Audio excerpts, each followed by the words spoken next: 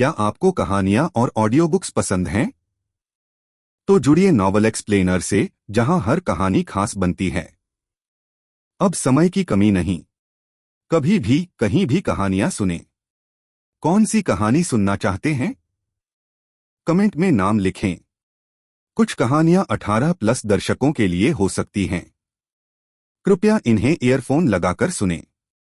अभी सब्सक्राइब करें। अध्याय 108 सेना की वापसी। आसपास का स्थान तेजी से बदलने लगा।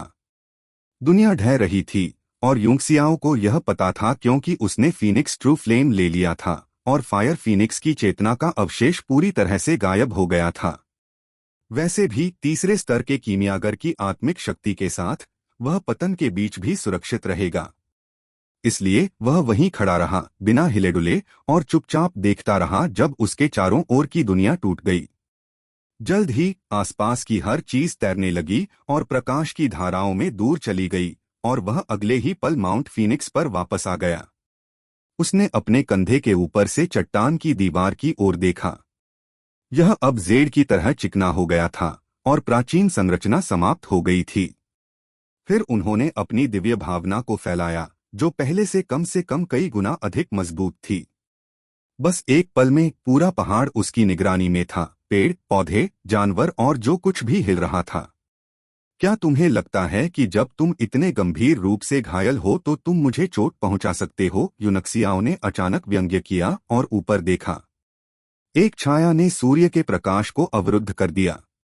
खून से लथपथ क्यूई झेंजी अपना दाहिना हाथ ऊपर उठाकर हवा में तैर रहा था। प्रिमोर्डियल क्यूई की धाराएं सभी दिशाओं से उसकी हथेली में एकत्रित हुईं, लेकिन वे धागों की तरह पतली थीं और उन्हें एक छोटी सी गेंद बनाने में बहुत लंबा समय लगा। ठीक है, अगर तुम कोशिश करने पर जोर दोगे तो मैं तुम्हें नहीं रोकूंगा। उपहास के साथ यूनक्सियाओं ने स्प्रिंग वाटर की तलवार निकाल ली। हवा में उछलते ही ब्लेड ठंडी चमक के साथ चमकने लगा। क्यूई झेंजी की पुतलियां सिकुड़ गईं और निराशा के साथ मिश्रित एक असंबद्ध नजर उनमें स्पष्ट रूप से देखी जा सकती थी।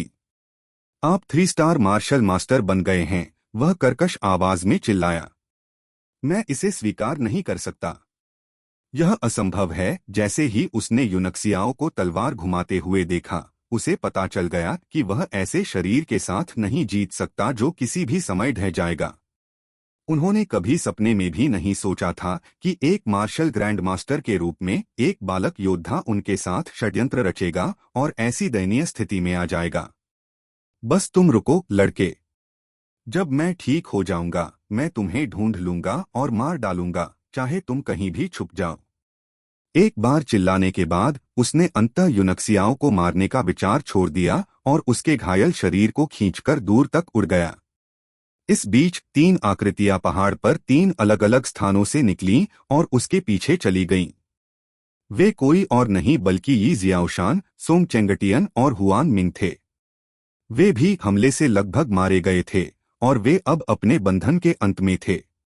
वे जानते थे कि अगर वे रुके रहे तो वे निश्चित रूप से मारे जाएंगे, इसलिए जब उन्होंने देखा कि उनके चाचा स्वामी चले गए हैं तो वे भी जल्दी से पहाड़ से भाग गए।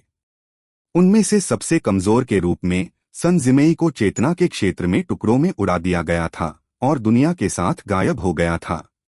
जब तक तुम ठीक न हो जाओ तब तक प्रतीक्षा करो।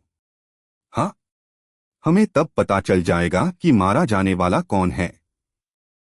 यूनक्सियाओं की आंखें क्रूरता से चमक उठीं। उनकी चोटें बहुत गंभीर थीं और उन्हें ठीक होने में कम से कम 1 साल लगेगा। इतना समय उसके लिए उस स्तर तक विकसित होने के लिए काफी था जहां वह उन्हें आसानी से मार सकता था, अब जबकि उसकी आत्मा और शारीरिक शरीर दोनों का पुनर्जन्म हो चुका था। अचानक उसकी भौहें सिकुड़ गईं, फिर उसके चेहरे पर मुस्कुराहट का एक संकेत उभर आया, क्योंकि उसे अपने दिल में गर्माहट महसूस हुई। अपने दिव्य अर्थ में उन्होंने 4 आकृतियों को पहाड़ की चोटी पर दौड़ते हुए देखा, जियो क्विंगवांग, लो युनशांग और चेन दाशेंग, जिनका नेतृत्व डार्क थंडर कर रहा था। यंग मास्टर यू, जियो क्विंगवांग और डार्क थंडर पहले पहुंचे।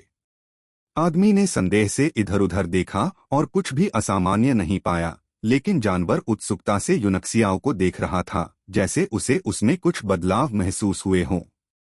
सावधानी से वह उसके पास आया और अपना सिर उसकी बाह से रगड़ा। युनक्सियाओ लुओ युनशांग अगले आए। उसने घबराहट से उसे ऊपर से नीचे तक देखा और पूछा, क्या तुम ठीक हो? मैं ठीक हूं। मुझे क्या हो सकता है? युनक्सियाओ ने मुस्कुराते हुए उत्तर दिया। दुश्मन कहाँ हैं? बच्चे चेन दाशिंग आने वाले आखिरी व्यक्ति थे। जब उसने देखा कि युनक्सियाओ ठीक है तो उसने राहत की सांस ली। युनक्सियाओ हंसा। जब हम लौटेंगे तो मैं आपको बताऊंगा कि क्या हुआ था। मेरा अनुमान है कि बैजान की सेना अगले कुछ दिनों में पीछे हट जाएगी। चेन दाशिंग अचंभित हो गया। फिर वह अचानक सदमे में चिल्लाया, आप एक मार्शल मास्टर बन गए हैं। एक 3 सितारा मार्शल मास्टर।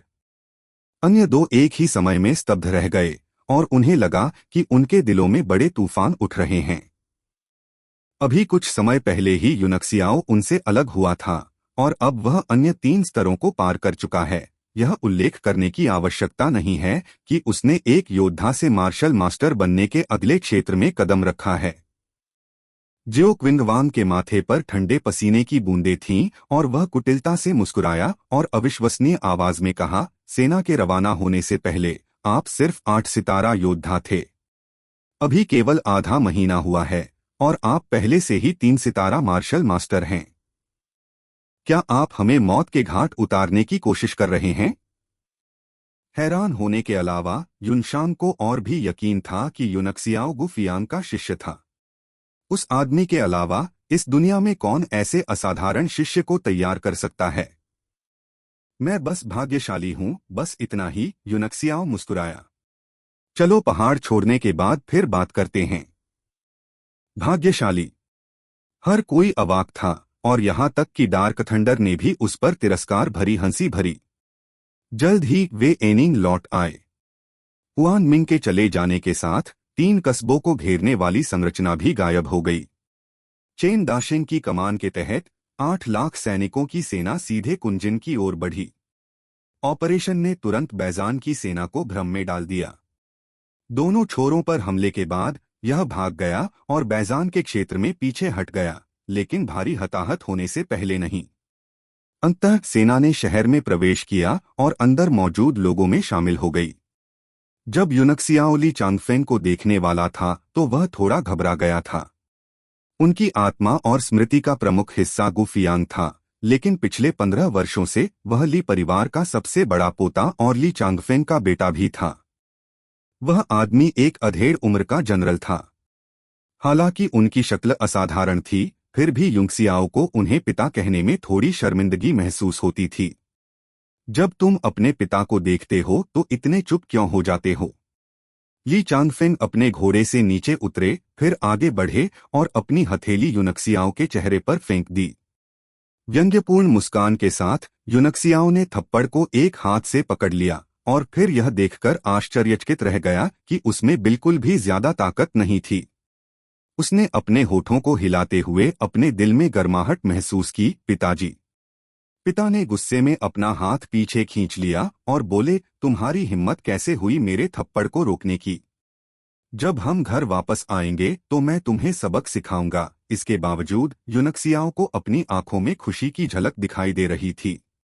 तुम्हें एक अच्छा बेटा मिल गया, बेटा, चेन दाशिंग ने आंखों में ईर्ष्या के भाव लाते हुए अनिच्छा से कहा। इससे ली चांगफेंग को विराम मिल गया। क्या इस बच्चे ने रास्ते में परेशानी पैदा की? अंकल चेन, चिंता मत करो, मैं बाद में उसे पीट पीट कर मार डालूंगा। चेन लिन ने उसकी छाती पर मुक्का मारा और गुस्से से कहा, क्या तुम दिखावा करना बंद करोगे? दिखावा? ली चांगफेंग को समझ नहीं आया। क्या दिखावा कर रहा हूं? मैं कहता हूं कि वह दिखावा नहीं कर रहा है, बस बेवकूफी कर रहा है। हान कियानफैंग उनके साथ शामिल हो गए। मुझे विश्वास नहीं हो रहा है कि आपने इतने अद्भुत बेटे को इतने सालों तक छुपा कर रखा है। फुकर, हमने सोचा कि आप हमारे भाई हैं। चेन लिन ने कहा, जब भी मैं अपने निकम्मे बेटे को देखता हूं तो निराश हो जाता हूं, लेकिन आपके युनक्सियाओ का विचार हमेशा मुझे संतुलित करता है। अब मैं अपने आप को कैसे संतुलित करूंगा? फुकर, तुम किस बारे में बात कर रहे हो? हान कियानफैंग ने कहा, अगर तुम इसी तरह मूर्ख बनते रहे तो हम अब भाई नहीं हैं। क्या तुम नहीं देख सकते कि तुम्हारा यूक्सियाओ पहले से ही 3 सितारा मार्शल मास्टर है? चेन लिन भी गुस्से में थे। क्या आप नहीं देख सकते कि आपका यूनक्सियाओ पहले से ही दूसरे दर्जे का कीमियागर है?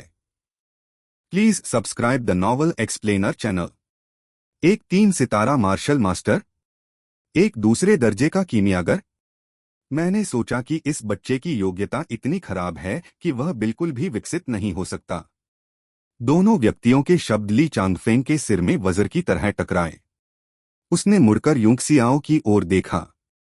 एक मार्शल लॉर्ड के रूप में वह एक नज़र में बता सकता था कि यूक्सियाओ वास्तव में एक 3 सितारा मार्शल मास्टर था। बात सिर्फ इतनी थी कि वह अपने बेटे की जांच दिव्य दृष्टि से नहीं करना चाहते थे, इसलिए जैसे ही वे मिले उन्हें इसका पता नहीं चला।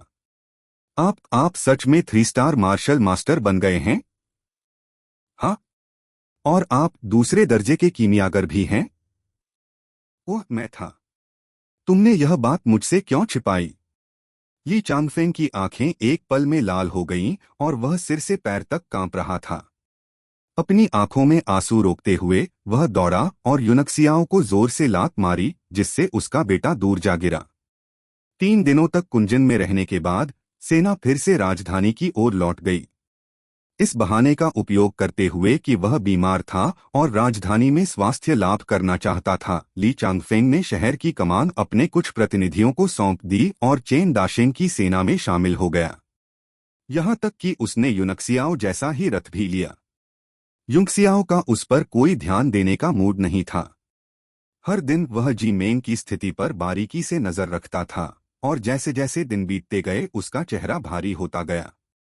माउंट फीनिक्स से लौटने के बाद से जी मेंग कोमा में थे। जिया रोंग ने उसे कुछ औषधीय गोलियां खिलाई थीं, लेकिन उनसे उसकी हालत और खराब होने से बच गई। उसकी जीवन शक्ति क्षीण होती जा रही थी। हालांकि जब तक वह जीवित था यूक्सियाओ को भरोसा था कि वह उसे बचा सकता है, हालांकि यह थोड़ा परेशानी भरा हो सकता है।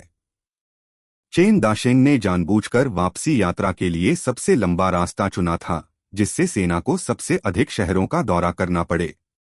परिणामस्वरूप यात्रा में लगभग 20 दिन जुड़ गए और जब वे अंततः राजधानी पहुंचे तो पहले ही 1 महीना हो चुका था। Please subscribe the novel explainer channel. लेकिन किसी भी अधिकारी या जवान को इस लंबी यात्रा से कोई शिकायत नहीं थी।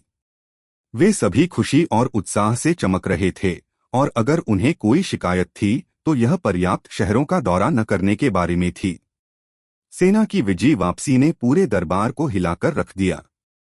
पिछले 5 वर्षों में बैजान के विरुद्ध सबसे बड़े सैन्य अभियान का परिणाम बहुत अच्छा रहा और अदालत घबराहट भरे माहौल में डूबी हुई थी। आखिरकार हर कोई जानता था कि सेना की वापसी प्रकरण का अंत नहीं थी, बल्कि अंतिम क्षण का आगमन था जो उन 2 राजकुमारों के भाग्य का फैसला करेगा जो सिंहासन के लिए एक दूसरे से लड़े थे। एक बड़ा तूफान तियानशुई की राजधानी को घेरने वाला था और हर कोई पक्ष चुनने में व्यस्त था। स्थिति स्पष्ट होने के बाद यदि उन्होंने अपना पक्ष चुना तो बहुत देर हो चुकी होगी। केक पर आइसिंग लगाना आसान था, लेकिन केवल समय पर सहायता प्रदान करने से ही आंतरिक घेरे में कदम रखा जा सकता था। किन यांग अपनी हवेली में उदास चेहरे के साथ लाई गई रिपोर्ट पढ़ रहे थे। उनकी आंखों में जहरीली नफरत भरी हुई थी। मैं जानता था कि बैजान के वे मूर्ख अविश्वसनीय थे।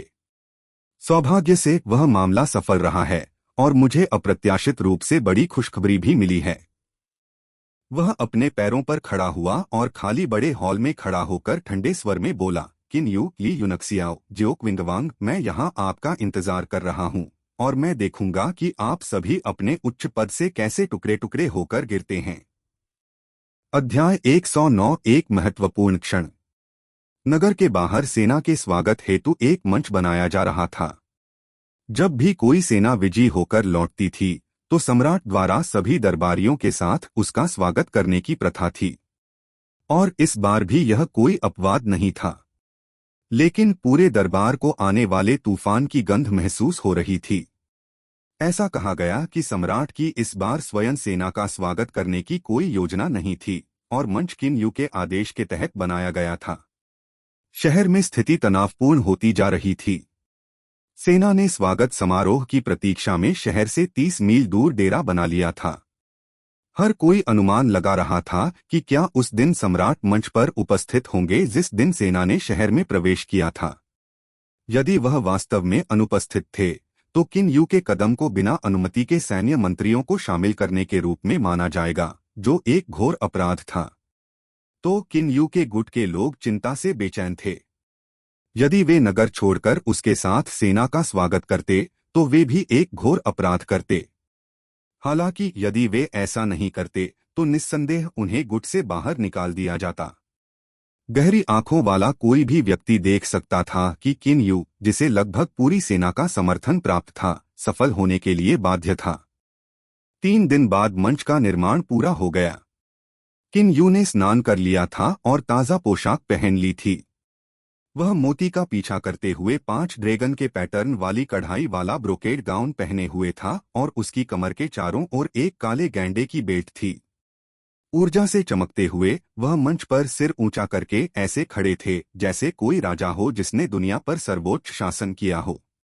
बाईं मो अभी भी अपनी सफेद पोशाक में थी और उसका चेहरा अभी भी साटन की पतली चादर से ढका हुआ था। वह राजकुमार के पीछे खड़ी हो गई और अपनी आंखों में अनुमोदन और स्नेह भरी दृष्टि से उसे देखती रही। महामहिम, ऐसा लगता है कि महामहिम आज यहाँ नहीं होंगे, पीछे से लॉर्ड जू की सतर्क आवाज सुनाई दी। किन यू ने राजधानी के केंद्र में शाही महल पर एक नजर डाली और उसे शाम की छाया में बेजान और लगभग मरते हुए देखा। कानूनों के अनुसार राजधानी में कोई भी इमारत शाही महल से ऊंची नहीं हो सकती। हालांकि स्वागत मंच की ऊंचाई जानबूझकर दोगुनी कर दी गई, जिससे यह महल से लगभग 10 मीटर ऊंचा हो गया। इसके शीर्ष पर खड़े होकर किन यू तियानशुई का पूरा परिदृश्य देख सकता था। उपहास के साथ वह सीधे किन झेंग के लिए तैयार किए गए नौड्रैगन सिंहासन की ओर चला गया, फिर मुड़ा और सभी दरबारियों के सामने उस पर बैठ गया। पिताजी अस्वस्थ हैं, इसलिए आज मैं उनका कर्तव्य निभाऊंगा। महामहिम प्रिंस यू दीर्घायु हों। लॉर्ड जू तेजी से सिंहासन के सामने पहुंचे और जोर से चिल्लाते हुए अपने घुटनों के बल गिर पड़े। दरबारियों ने एक दूसरे की ओर देखा। इसे इतने खुले तौर पर और जोर से कहना एक विद्रोही कृत्य था, लेकिन वे मूर्ख नहीं थे और वे जानते थे कि अब उनके लिए एक पक्ष चुनने का समय आ गया है। तो वे सभी घुटनों के बल बैठ गए और रोने लगे। उनकी आवाजें जल्द ही राजधानी में फैल गईं। महामहिम प्रिंस यू दीर्घायु हों। महामहिम प्रिंस यू दीर्घायु हों। चीखों ने उन दरबारियों को स्तब्ध कर दिया जिन्होंने शहर में रहने का विकल्प चुना था, और उनकी आंखों में गहरी चिंता भर गई। यह सुनकर सड़कों पर आम लोग भी भयभीत हो गए, मानो उन्हें आभास हो गया हो कि जल्द ही कोई गंभीर घटना होने वाली है।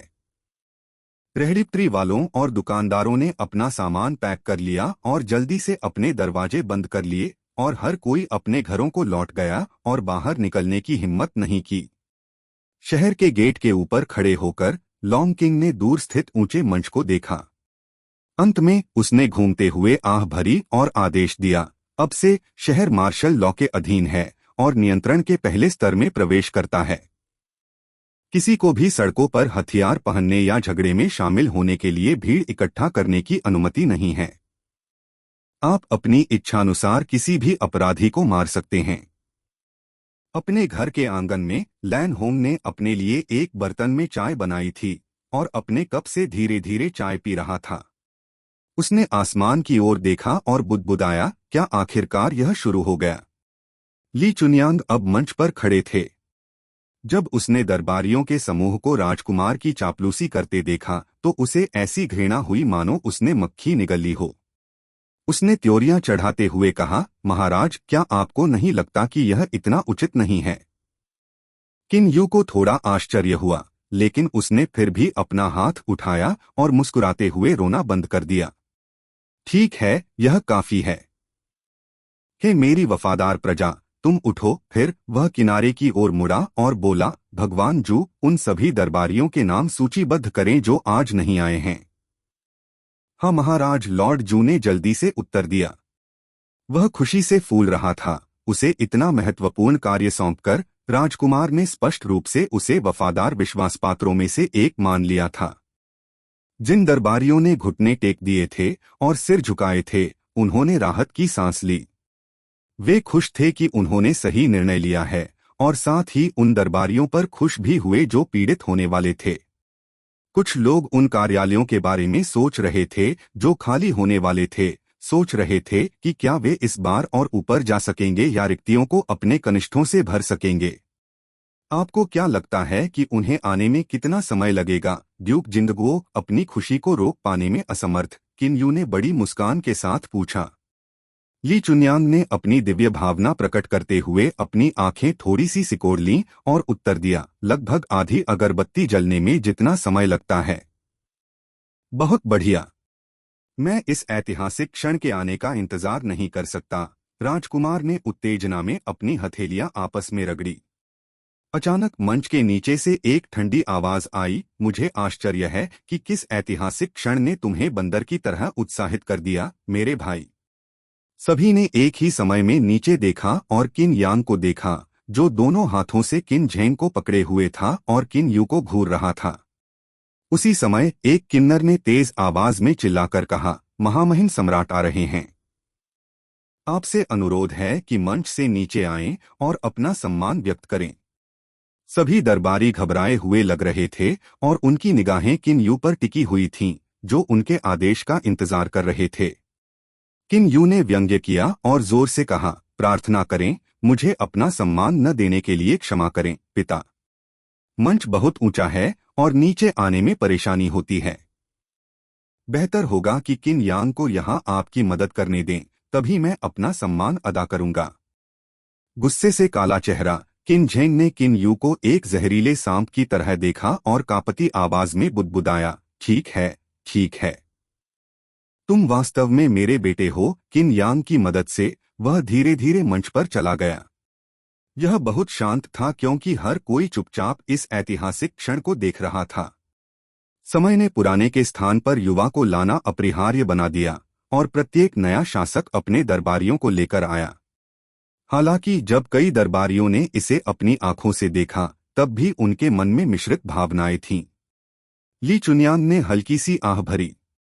उसे लगा कि वह वास्तव में बूढ़ा हो गया है, और जब उसने किन झेंग के साथ बिताए सौहार्दपूर्ण दिनों को याद किया तो उसका दिल उदासी से भर गया। जल्द ही किन झेंग और अन्य लोग मंच पर चले गए। महामहिम यहाँ हैं। आप सभी अपना सम्मान क्यों नहीं दे रहे हैं? किन यांग ने ठंडे स्वर में कहा। और किन यू, क्या आपको नहीं लगता कि आपको खड़ा होना चाहिए और पिता को सिंहासन वापस लौटा देना चाहिए? किन यू ने खर्राटा लिया, फिर अनिच्छा से सिंहासन से उठे और दृढ़ता से झुके। प्रणाम पिताजी। जैसे ही उसने ऐसा किया, सभी दरबारी घुटनों के बल बैठ गए और अपना सिर झुका लिया। ली चुन्यांग एकमात्र ऐसे व्यक्ति थे जो मूर्ति की तरह खड़े रहे। एक मार्शल राजा के रूप में उसे सम्राट के सामने घुटने टेकने और झुकने से छूट दी गई थी। किन झेंग ने अपनी धुंधली आंखों से ली चुन्यांग पर एक नजर डाली और भूरे बालों से ढके उसके चेहरे पर एक अकेलापन झलक रहा था। कुछ लोगों की सावधानीपूर्वक मदद से वह ड्रैगन सिंहासन पर बैठ गया। किन रुक्स्यू भी यहाँ था, चुपचाप किन झेंग के पीछे चल रहा था। वह जानती थी कि आज का दिन विशेष होगा। शाही परिवार के सदस्य के रूप में वह जानती थी कि देरसबेर ऐसा होगा। उसके आने का मुख्य कारण यूनक्सियाओं को देखना था, और वह अपने बूढ़े पिता को अपने ही बेटे द्वारा परेशान होते देखना बर्दाश्त नहीं कर सकती थी। उठना, किन झेंग ने सभी दरबारियों से उदासीन स्वर में कहा। आप सभी बहुत अच्छे हैं। किसी को नहीं पता था कि इससे उनका क्या मतलब है, लेकिन उनकी आवाज में अकेलापन और बेबसी स्पष्ट रूप से सुनने को मिल रही थी। मरते हुए बूढ़े व्यक्ति को, जो कभी उनका महत्वाकांक्षी सम्राट था, देखकर कई लोगों ने मन ही मन आह भरी। सम्राट के बैठने के कुछ देर बाद ही चमकीले साफ आकाश पर एक काला बादल छा गया और पृथ्वी हल्की हल्की कांपने लगी।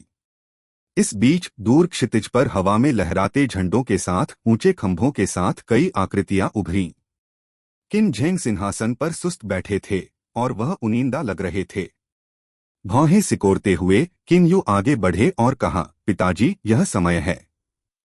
तभी उसने ऊपर देखा और धीरे से बोला, चलो शुरू करते हैं। उसकी आवाज कमजोर थी और जब उसने काम पूरा कर लिया तो वह फिर से उनींदा अवस्था में गिर गया। जब उसने अपने पिता की धुंधली आंखों में कई छोटे हरे बिंदु देखे तो किन यू मदद नहीं कर सका, लेकिन उसके दिल में व्यंग्य आया और साथ ही उसने किन यांग को तिरस्कार भरी नजर से देखा। फिर वह मंच के सामने चला गया और जोर से चिल्लाया, स्वागत समारोह शुरू करें। तुरंत औपचारिक पोशाक पहने घुड़सवार सेना की 2 टुकड़ियों ने अपने सींग फूंके और धीरे धीरे मार्ग बनाने के लिए फैल गईं। उसके बाद कई ड्रमों के साथ एक रथ को बाहर निकाला गया और 2 मांसल पुरुषों ने अपनी पूरी ताकत से ड्रमों को बजाया, जिससे आकाश तेज आवाज के साथ हिल गया। घोड़ों पर सवार चेन दाशिंग और अन्य लोगों के चेहरे पर गंभीर भाव थे। उन्होंने किन यू के साथ संवाद किया था और वे जानते थे कि आज तियानशुई के लिए एक ऐतिहासिक दिन होगा। चेन जेन ने उत्साह से कहा, यंग मास्टर यू, इस ऑपरेशन में आपका योगदान सबसे बड़ा है और मुझे लगता है कि प्रिंस किन यू आपको कम से कम ड्यूक की उपाधि देंगे। सक आपके परिवार में तब 2 ड्यूक होंगे। यूनक्सियाओ ने उसे फीकी मुस्कान दी और उदासीनता से कहा, जब वह सिंहासन पर बैठेगा तो मैं तियानशुई छोड़ दूंगा। क्यों? चेन जेन ने चौंक कर पूछा, लेकिन फिर अचानक कुछ समझ में आया, इसलिए वह चुप हो गया। इस बीच चेन दाशेन ने उस पर सहमति भरी नजर डाली। वह जानता था कि तियानशुई यूनक्सियाओ जैसे प्रतिभाशाली व्यक्ति के लिए बहुत छोटा था और वह देरसबेर वह जगह छोड़ देगा। दूसरी ओर लुओ युनशान ने जब यह सुना तो उसे लगा कि उसका दिल तेजी से धड़कने लगा है। अचानक वह डर से घिर गई। क्या वह आदमी तियानशुई छोड़ रहा था? एक पल के लिए वह बेचैन हो गई, लेकिन फिर तुरंत उसने अपना मन बना लिया।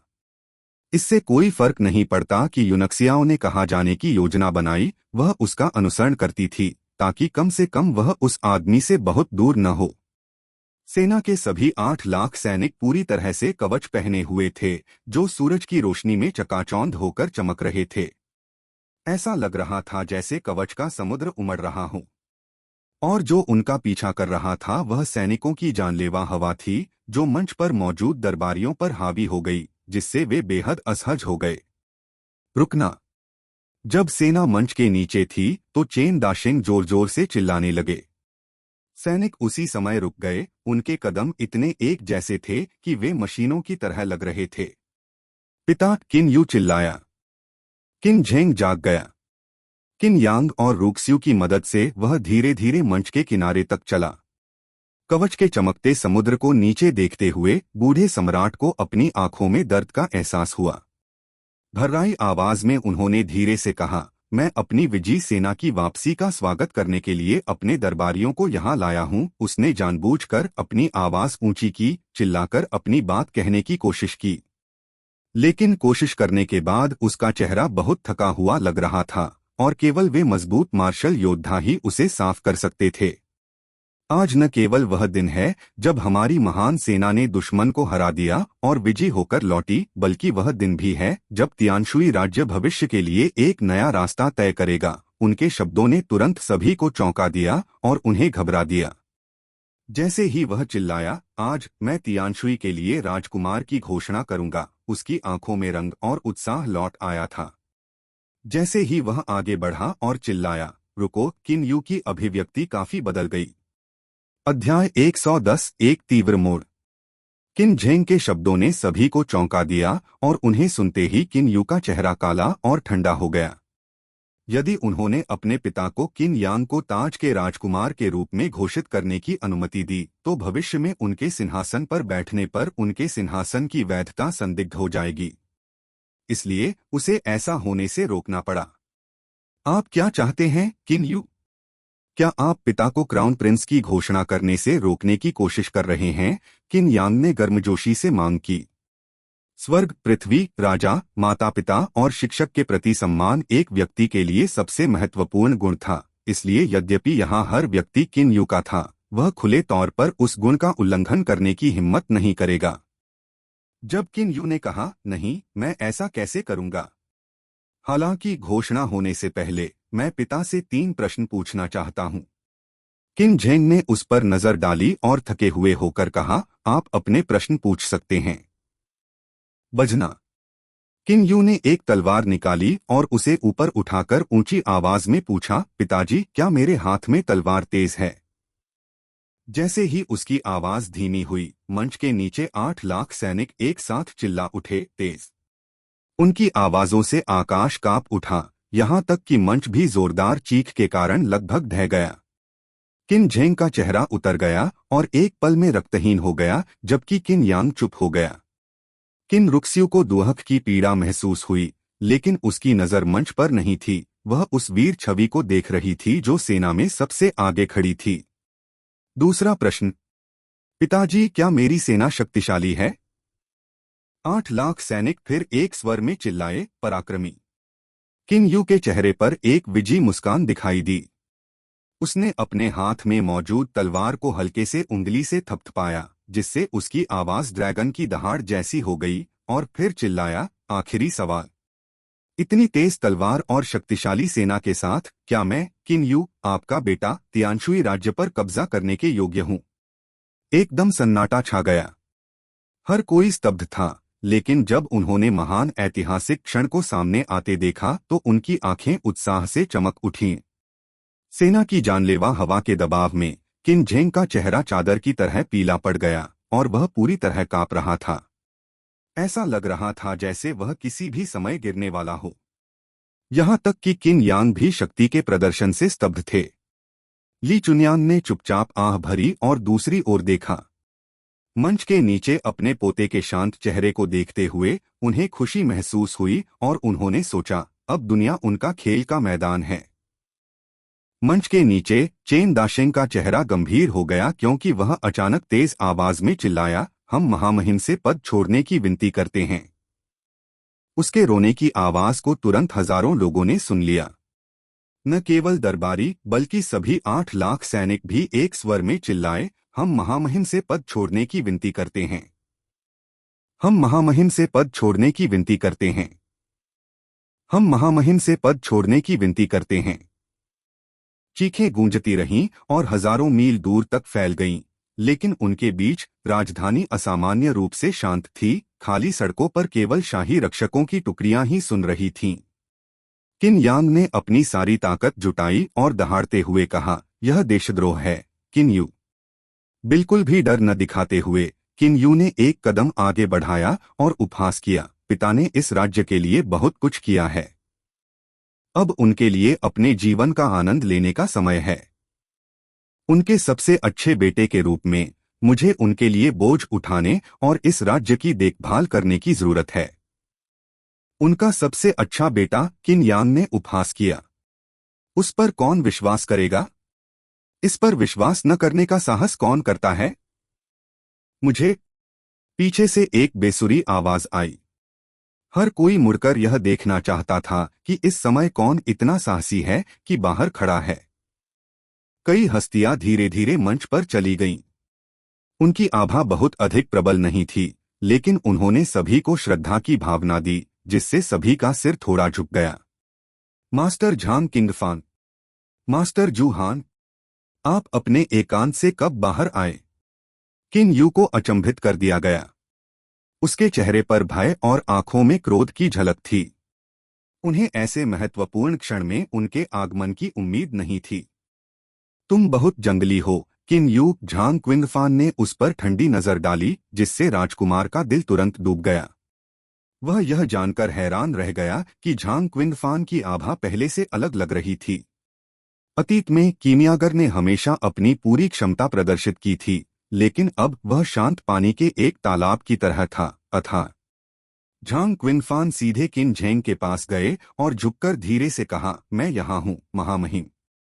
किन झेंग के चेहरे पर मुस्कुराहट का एक संकेत उभर आया और उन्होंने कहा, मुझे खुशी है कि आप यहाँ हैं। ये लोग कौन हैं? उसकी नजर झांग क्विंगफान और जू हान के पीछे कुछ अजीब चेहरों पर टिकी थी। उनमें से भी वही महान भावना निकल रही थी, जिससे स्पष्ट पता चलता था कि वे कीमियागर थे। मुस्कुराते हुए झांग क्विंगफान ने उन लोगों का सम्राट से परिचय कराया। यह फायरक्रो एम्पायर के अल्केमिस्ट एसोसिएशन से मास्टर युआ हाओ है और वह चौथे स्तर के कीमिया भगवान हैं। यह मास्टर वांग चेन, तीसरे स्तर के महान कीमिया मास्टर और लॉर्ड यांग दी के निजी शिष्य भी हैं। यह सन झेंगजुंग तीसरे स्तर के महान कीमिया मास्टर भी हैं। और यह सुजियांग मास्टर युआ हाओ के अनुयायी और एक मार्शल ग्रैंड मास्टर हैं। जब झांग क्विंगफान ने एक एक करके लोगों का परिचय कराया तो भीड़ आश्चर्यचकित रह गई। तीसरे दर्जे के 2 कीमियागरों को नजरअंदाज करते हुए केवल चौथे दर्जे के कीमियागर और मार्शल ग्रैंड मास्टर ही हर किसी के दिल में खौफ पैदा करने के लिए काफी थे। Please subscribe the novel explainer channel. और उनमें से एक यांग दी का निजी शिष्य भी था। तियानशुई के लोगों के लिए यांग दी लगभग एक देवता की तरह थे। एक पल पहले तो सभी लोग जोश में थे, लेकिन अब उनका दिल डूबने लगा। ली चुनियांग का चेहरा उतर गया और उसने सुजियांग को भयभीत होकर देखा। जब उसने उस आदमी से निकलने वाली हल्की प्राइमर्डियल क्यूई को महसूस किया तो उसका दिल जोर से धड़कने लगा और वह जानता था कि यह निस्संदेह एक मार्शल ग्रैंड मास्टर की आभा थी। सुजियांग की आंखें धुंधली थीं और थोड़ी बंद थीं। जैसे कि उसने ली चुनियांग की निगाहों को महसूस कर लिया हो, उसने व्यंग्य किया और उसकी आंखों में रोशनी की किरण चमक उठी जो तीर की तरह ली चुनियांग की छाती में लगी। ली चुनियांग ने गुर्राया और खांसते हुए मुंह से खून निकाला। तथ्य यह है कि वह एक सितारा मार्शल किंग केवल एक नजर से घायल हो गया था। उसकी आंखों में भय भर गया। उनके बीच गुप्त आदान प्रदान की जानकारी किसी को नहीं थी।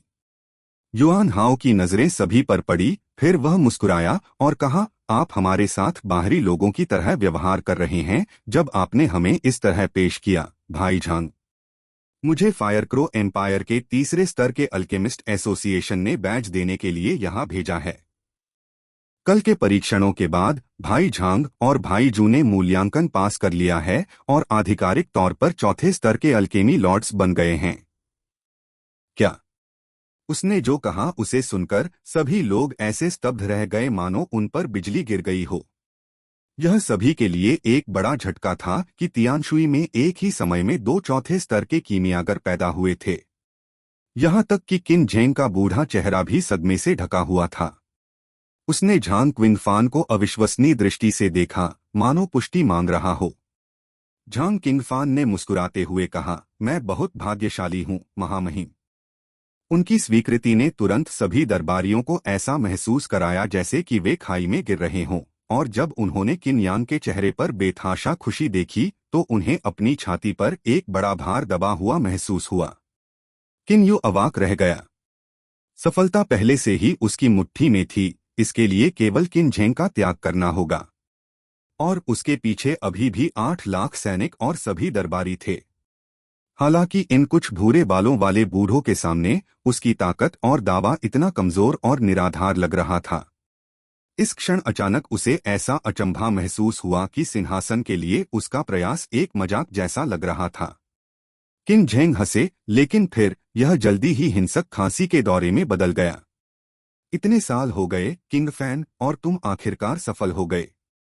झांग क्विंगफान के चेहरे पर मुस्कान आ गई और उसकी आंखें कृतज्ञता से भर गईं।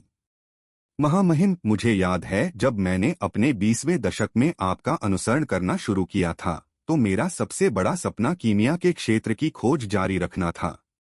लगभग 10 साल पहले मुझे लगने लगा था कि मेरी क्षमता मेरी इच्छाओं से कम है और मैंने सोचा था कि मैं अपने पूरे जीवन के लिए बस एक तीसरी श्रेणी का कीमियागर बनूंगा। मुझे उम्मीद नहीं थी कि स्वर्ग मेरे प्रति इतना दयालु है और उसने मुझे फिर से आगे बढ़ने का मौका दिया है। जब एक कीमियागर अगली श्रेणी में प्रवेश करता है तो न केवल उसकी ताकत पहले से अधिक हो जाती है बल्कि उसका जीवन काल भी बढ़ जाता है। यदि झांग क्विंगफान अभी भी टूटने में विफल रहा तो उसके पास ज्यादा समय नहीं बचा होगा। लेकिन अब उसे जीने के लिए और 50 साल दिए गए। किन झेंग के चेहरे की मुस्कान धीरे धीरे फीकी पड़ गई और उसने उदास होकर कहा, बहुत बुरा है कि मैं अपने जीवन के अंत से ज्यादा दूर नहीं हूँ और मैं आपके गौरवशाली क्षण का गवाह नहीं बन सकता। युआन हाओ कुछ हद तक प्रभावित हुआ जब उसने दोनों व्यक्तियों को पुराने दिनों के बारे में बात करते देखा। उन्होंने मुस्कुराते हुए कहा, कृपया मेरी बधाई स्वीकार करें, महामहिम। जब तक मास्टर झांग या मास्टर जू तियानशुई में रहने के इच्छुक हैं तब तक आपके राज्य को बिना किसी लड़ाई की आवश्यकता के सीधे उच्च श्रेणी के राज्य में पदोन्नत किया जाएगा। क्विंगफान किन झेंग ने झांग क्विंगफैन का हाथ जोर से पकड़ लिया। उसकी आंखों में विनती का भाव भर आया। उसकी मुरझाई बाह को देखकर झांग क्विंगफान ने मन ही मन आह भरी। वह वास्तव में सम्राट से उम्र में बड़ा था।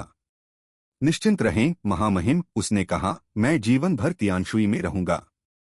इसके अलावा मास्टर यूनक्सियाओ, जिनका मैं सबसे अधिक आभारी हूं, भी तियानशुई में हैं। तो मैं कैसे छोड़ सकता हूं? मास्टर यूंगसियाओ, इससे किन झेंग को विराम लगा और वह हैरान नजर आया। हाँ, यह सब मास्टर यूंगसियाओ के मार्गदर्शन के कारण है कि भाई जू और मैं इस बार सफलता हासिल कर सके। दरबारी एक दूसरे की ओर देख रहे थे। यह मास्टर यूनक्सियाओ कौन है? क्या तियानशुई के पास इतना महान कीमियागर है? युआन हाओ भी चौंक गया और उसकी आंखें चमक उठीं। ओह, मुझे उम्मीद नहीं थी कि तियानशुई में ऐसा कोई साधु होगा। क्या आप उसे मुझसे मिलवा सकते हैं, भाई झांग? मैं उससे मिलना चाहता हूं। वांग चेन और सुन झेंगजोंग भी चौंके और आशान्वित दिखे। यह कीमियागरों के लिए एक दूसरे से सीखने और सलाह मांगने का एक बेहद दुर्लभ अवसर था, और कोई भी ऐसे अस्तित्व की यात्रा करने की उम्मीद करेगा जो सिर्फ एक व्याख्यान के साथ 2 तृतीय स्तरीय कीमियागरों को अगले स्तर तक पहुंचा सके। झांग क्विंगफैन ने सभी दरबारियों पर नजर डाली और जोर से चिल्लाया, क्या मास्टर यूनक्सियाओ यहाँ हैं? क्विंगफैन, आपने मुझे जो मार्गदर्शन दिया है उसके लिए मैं अपना आभार व्यक्त करना चाहता हूँ। जू हान भी आगे बढ़े और कहा, जू हान भी मास्टर यूनक्सियाओ द्वारा मुझे दिए गए मार्गदर्शन के लिए अपना आभार व्यक्त करना चाहता है। जब 2 चौथे दर्जे के कीमियागर चिल्ला रहे थे तो किसी ने भी आवाज निकालने की हिम्मत नहीं की। हर कोई बहुत सोच रहा था, इस मास्टर यूनक्सियाओ से संबंधित कुछ भी याद करने की कोशिश कर रहा था, लेकिन उन्हें कुछ नहीं मिला। मंच के नीचे ली चांगफेन ने खुद से बुदबुदाया, मास्टर यूनक्सियाओ, उसका नाम मेरे बेटे जैसा क्यों है?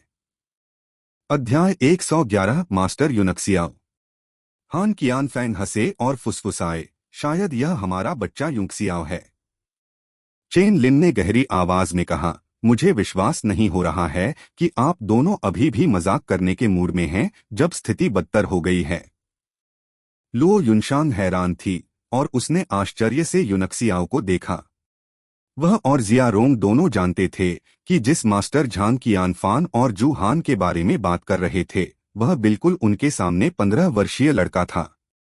अब जब उसे बुलाया गया तो यूनक्सियाओ स्वाभाविक रूप से चुप नहीं रह सका। वह अपने घोड़े से कूद गया और भीड़ की चमकती आंखों के नीचे मंच तक चला गया। अपने चेहरे पर मुस्कान के साथ उन्होंने कहा, मैंने आपको बस एक छोटी सी सलाह दी थी। आपकी सफलता पूरी तरह से संचय का मामला है। मैं आपकी कृतज्ञता का पात्र नहीं हूं। ली यूनक्सियाओ, मास्टर यूनक्सियाओ। हर किसी का जबड़ा फर्श पर गिर गया। क्या वह सोचता है कि यूनक्सियाओ नाम वाला कोई भी व्यक्ति गुरु है? यह लड़का इतना निर्लज्ज कैसे हो सकता है कि आकर स्वीकार कर ले कि वह गुरु है? वह वास्तव में मृत्यु का अर्थ नहीं जानता है। किन यांग पहले तो चौंके, लेकिन फिर उनके चेहरे पर एक व्यंग्यात्मक मुस्कान दिखाई दी और वह हंसने के अलावा कुछ नहीं कर सके। इस बीच ली चुनयांग का चेहरा उतर गया और वह गहरी आवाज में चिल्लाया, बेवकूफ बनाना बंद करो। अभी मंच से हट जाओ। जैसे ही उसने यह कहा, वह तेजी से आगे बढ़ा और यूनक्सियाओ के सामने खड़ा हो गया। उन्हें विश्वास ही नहीं हो रहा था कि उनका पोता इस वक्त ऐसा मजाक करेगा। यहाँ तक कि एक मार्शल ग्रैंडमास्टर को भी कष्ट उठाना पड़ेगा अगर उसने चौथे स्तर के कीमियागर को नाराज किया हो। यूनक्सियाओ का तो जिक्र ही नहीं। प्रत्येक शक्तिशाली कीमियागर के पीछे शक्तिशाली योद्धा होते थे। उदाहरण के लिए युआन हाओ के बाद सुजियांग आया, जो कीमियागर का अनुसरण करने वाले कई योद्धाओं में से एक था। इसलिए अधिकांश लोग चौथे स्तर के कीमियागर के बजाय एक मार्शल ग्रैंडमास्टर को नाराज करना पसंद करेंगे।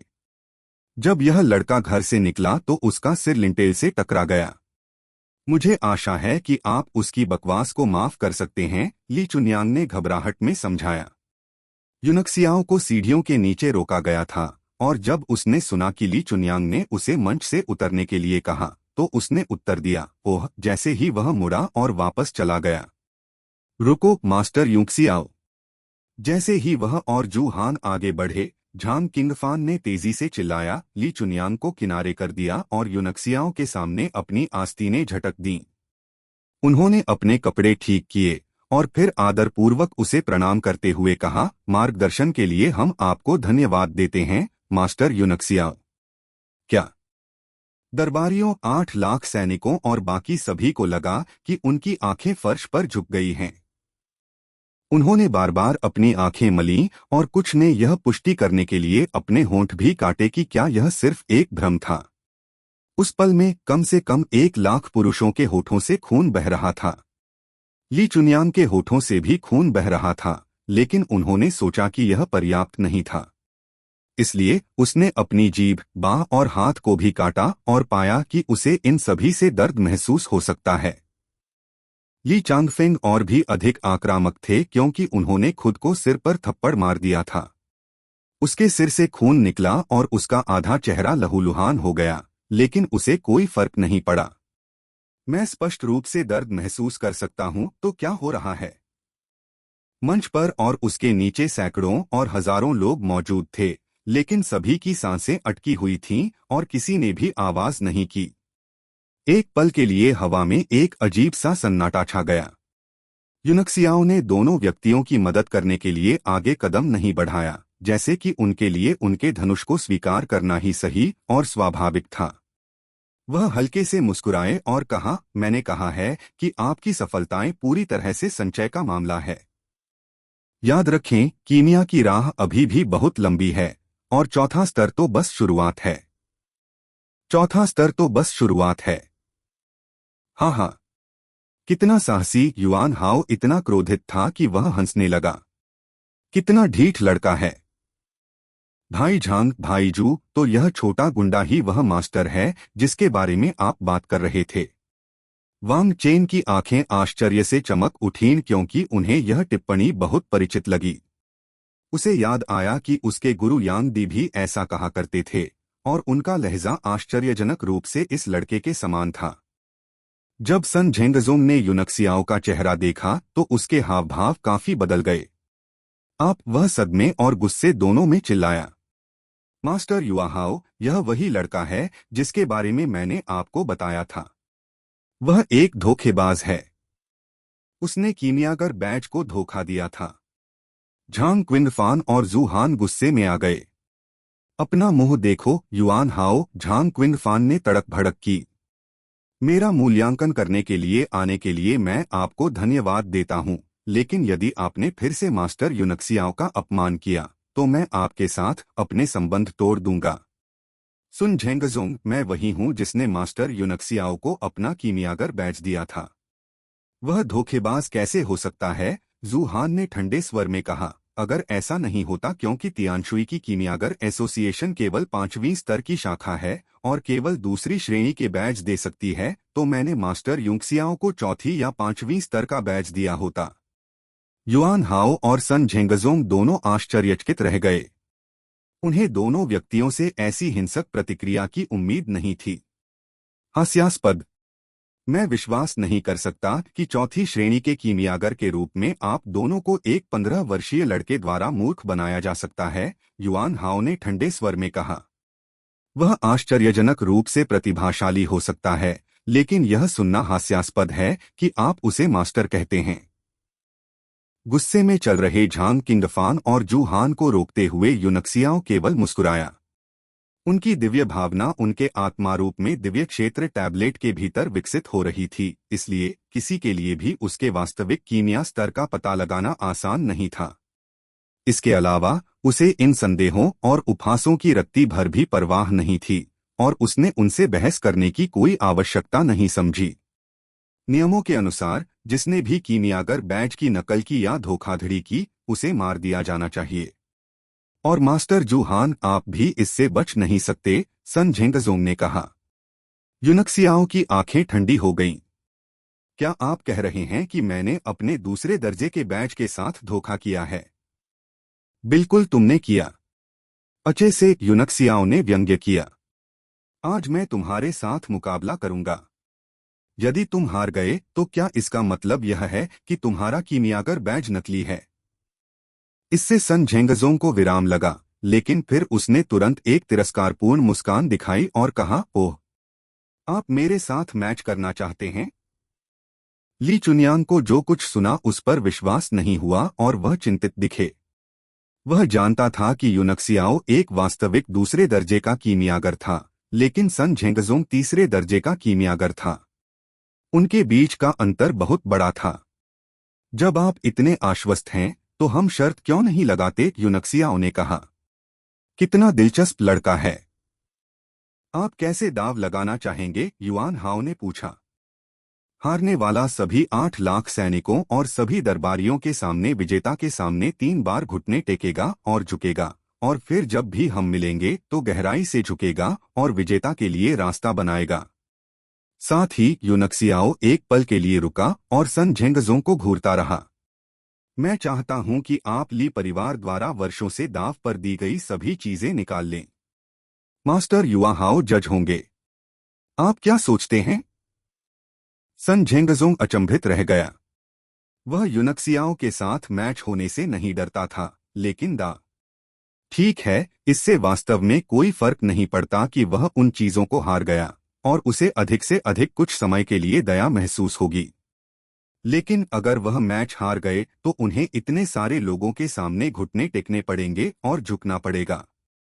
एक क्षण के लिए वह वहीं पर ठिठक कर खड़ा हो गया। क्यों? क्या तुम डरते हो? तुम्हारे जैसा शक्तिशाली तृतीय स्तरीय कीमियागर मुझसे, एक नकली द्वितीय स्तरीय कीमियागर से डरता है। हाँ, यूनक्सियाओ के अघोषित तिरस्कार ने सभी के मन को संदेह से भर दिया।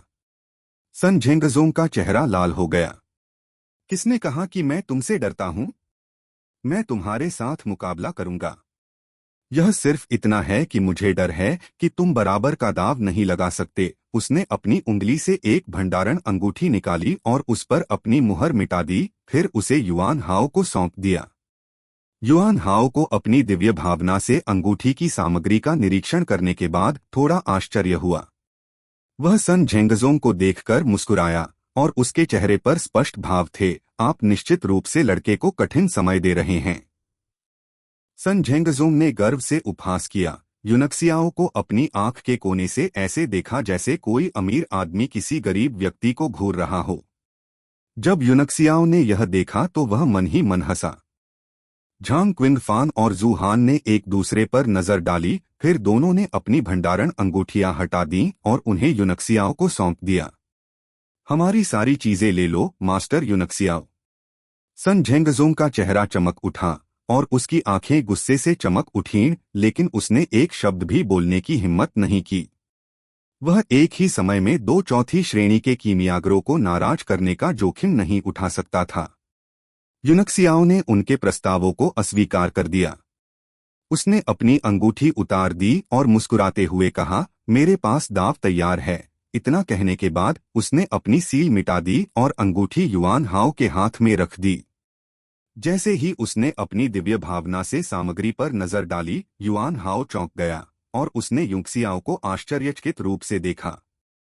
यूनक्सियाओ की चीजों का मूल्य जेनजोंग की चीजों से अधिक है। क्या? सन झेंगजोंग की पलकें हिल गईं जब उसने यूनक्सियाओ को अविश्वसनीय दृष्टि से देखा। उसने ली परिवार के खजाने से अधिकांश चीजें छीन ली थीं, और हालांकि अभी भी कई चीजें बची हुई थीं, वह जानता था कि उनकी कीमत बहुत अधिक नहीं थी। यूनक्सियाओ फिर से मन ही मन हंसा। सैन्य अभियान ने उनके लिए बहुत बड़ी संपत्ति ला दी थी। हालांकि उनमें से अधिकांश सोने के सिक्के थे, जो किसी कीमियागर के लिए कुछ भी नहीं थे, फिर भी जब वे जबरदस्त संख्या में आए तो वे काफी डरावने थे। और उसने जू पिंगहोंग और ली वेंशी के भंडारण रिंगों को भी नहीं छोड़ा था। जू पिंगहोंग की अंगूठी में एक राक्षस जानवर का अंडा भी था, जिसका मूल्य अथाह था। यदि उसकी अंगूठी के सभी सोने के सिक्के और आदिम पत्थरों को ढेर कर दिया जाए तो वे आसानी से कुछ पहाड़ियों का निर्माण कर सकते हैं। युआन हाओ वास्तव में उनसे स्तब्ध था। अतिरिक्त के बारे में कभी चिंता न करें, यूनक्सियाओ ने हाथ लहराया। वह जानता था कि वह जीतेगा, इसलिए स्वाभाविक रूप से उसे उनके दाव में अंतर पर कोई आपत्ति नहीं थी। सन झेंगजोंग इतना क्रोधित था कि उसका चेहरा नीला पड़ गया। यह ऐसा था जैसे उसने सड़क के किनारे एक भिखारी को देखा हो, और जैसे ही उसने एक अजीब सी मुस्कान बिखेरी, भिखारी ने मुट्ठी भर सोने के सिक्के निकाले और उसके चेहरे पर फेंक दिए। युआन हाओ थोड़ा आश्चर्यचकित हुआ। वह नहीं जानता था कि यूनक्सियाओ का आत्मविश्वास कहाँ से आया। और जब उसने झांग क्विंगफान और जू हान दोनों को उपहास करते देखा तो उसका दिल तेजी से धड़कने लगा। क्या यह लड़का सचमुच गुरु हो सकता है? उन्होंने एक बार फिर यूनक्सियाओ का ध्यानपूर्वक अध्ययन किया। हालांकि लड़के के बारे में कुछ रहस्य था, वह एक नज़र में ही उसकी वास्तविक उम्र बता सकता था, जो कि केवल 15 वर्ष की थी। भले ही यूनक्सियाओ वास्तव में एक प्रतिभाशाली व्यक्ति था या महाद्वीप की किसी शीर्ष शक्ति द्वारा तैयार किया गया एक कीमियागर था, उसके लिए इतनी कम उम्र में तीसरी श्रेणी तक पहुंचना असंभव था। सन झेंगजोंग को हराना तो दूर की बात है, जो एक अनुभवी तीसरी श्रेणी की कीमियागर थी। उन्होंने मुस्कुराते हुए पूछा, मैच कैसे लड़ा जाएगा?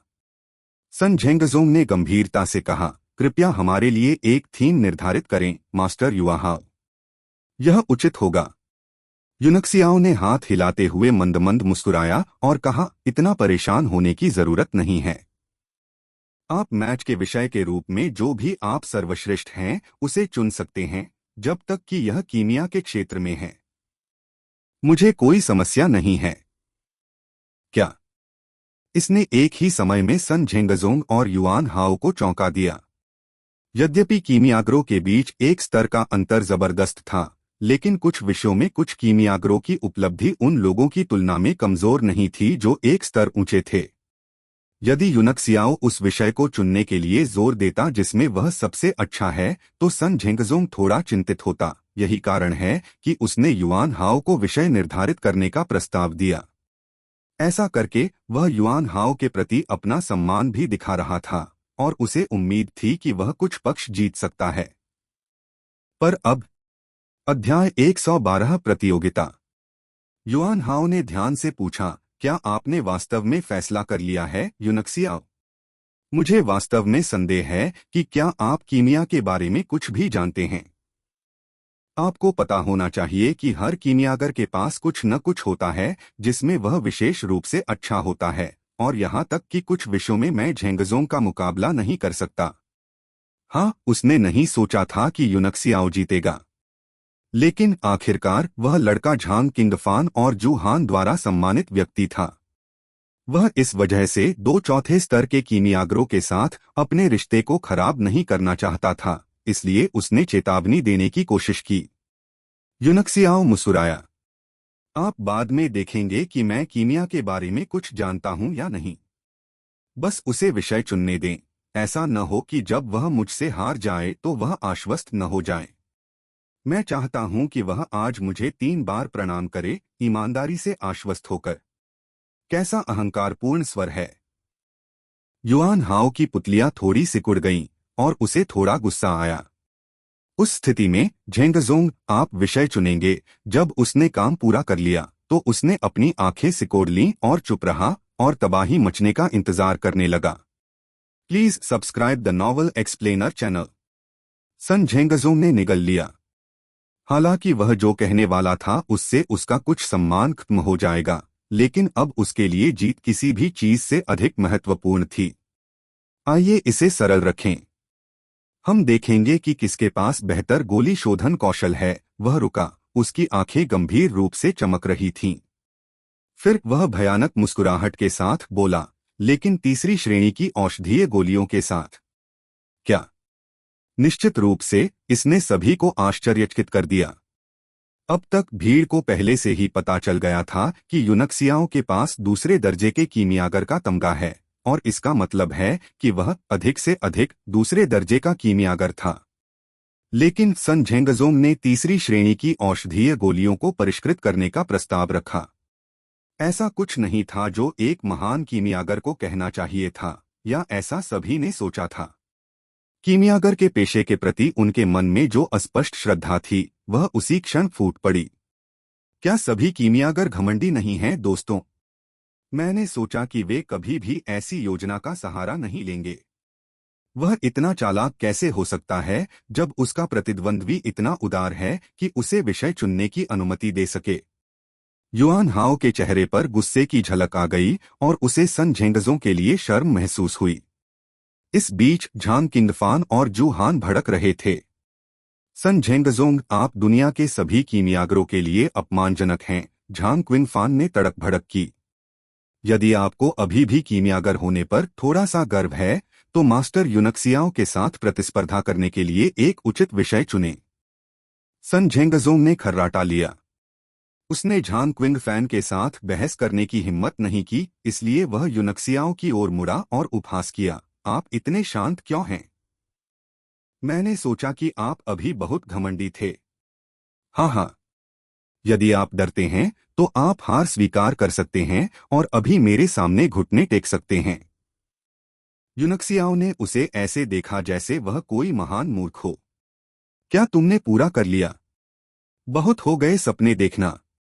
तुम कब शुरू करना चाहते हो? मेरे पास तुम्हारे जैसे बंदर के साथ खेलने का समय नहीं है। आप सुन झेंगजों का चेहरा गुस्से से नीला हो गया था और वह चिल्लाया, क्या आपने सुना है कि मैंने क्या कहा? हम देखेंगे कि तीसरे स्तर की औषधीय गोलियों के साथ किसके पास बेहतर गोली शोधन कौशल है। आपको अपनी बेशर्मी को दोहराने की जरूरत नहीं है। मैंने आपकी बात सुनी और बाकी सभी ने भी। क्या आपके पास कोई अन्य नियम है? उन्हें अभी बोलें, ऐसा न हो कि आप बाद में हार मानने से इनकार कर दें। इस बात से डरते हुए कि सन झेंगजोंग कुछ अन्य नियम लेकर आएगा जो फायरक्रो साम्राज्य के कीमियागर संघ को बदनाम कर सकते हैं, युआन हाओ ने तुरंत कहा, कोई अन्य नियम नहीं है। आपको बस प्रत्येक तीसरी श्रेणी की दवा की गोली को परिष्कृत करना होगा।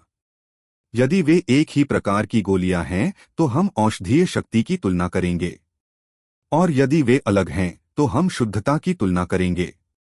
आप अभी शुरू कर सकते हैं और आपके पास 2 घंटे हैं। प्रतियोगिता स्थल के रूप में उपयोग करने के लिए मंच पर एक खाली जगह को तुरंत हटा दिया गया। सौभाग्य से मंच काफी बड़ा था, इसलिए सभी दरबारी और 8 लाख सैनिक अपनी स्थिति से देख सकते थे। दोनों राजकुमारों के चेहरे पर उदासी छा गई। उन्हें उम्मीद नहीं थी कि क्राउन प्रिंस की उपाधि के लिए उनकी लड़ाई कीमियागरों के बीच एक निजी प्रतियोगिता में बदल जाएगी। शायद इन लोगों की नजर में एक छोटे राज्य का युवराज तीसरे स्तर के कीमियागर की तुलना में कुछ भी नहीं था। किन यू की हथेलियां पसीने से तर थीं। वह जानता था कि यदि वह आज युवराज की उपाधि लेने में विफल रहा तो वह पूरी तरह से हार जाएगा, क्योंकि अब उसके सभी तुरुप के पत्ते उजागर हो गए हैं।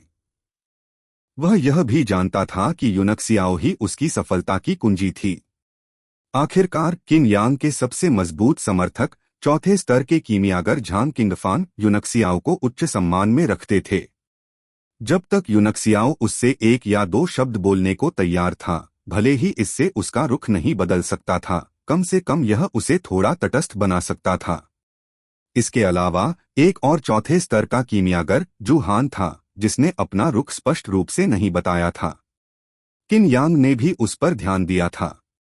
वह उदास चेहरे के साथ यूनक्सियाओ को देखता रहा, उम्मीद कर रहा था कि सन झेंगजोंग उसे हरा सकता है या यदि बेहतर हो तो इस राक्षस को नष्ट कर सकता है जो कहीं से भी प्रकट हुआ था।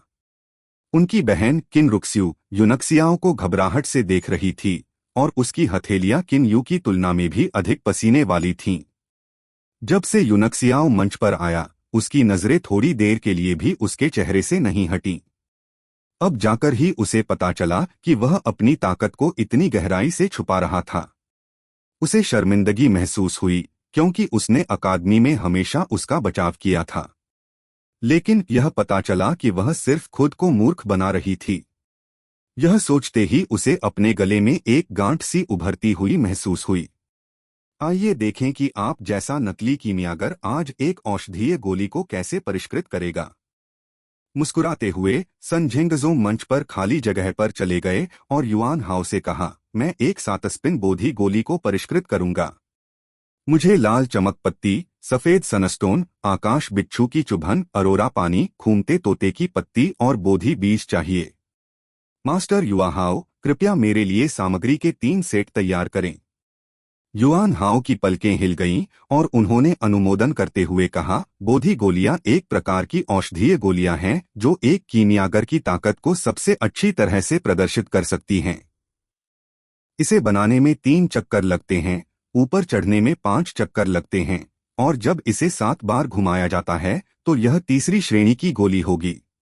इसके अलावा 7 बार घुमाई जाने वाली गोलियों के बीच भी बहुत अंतर होता है।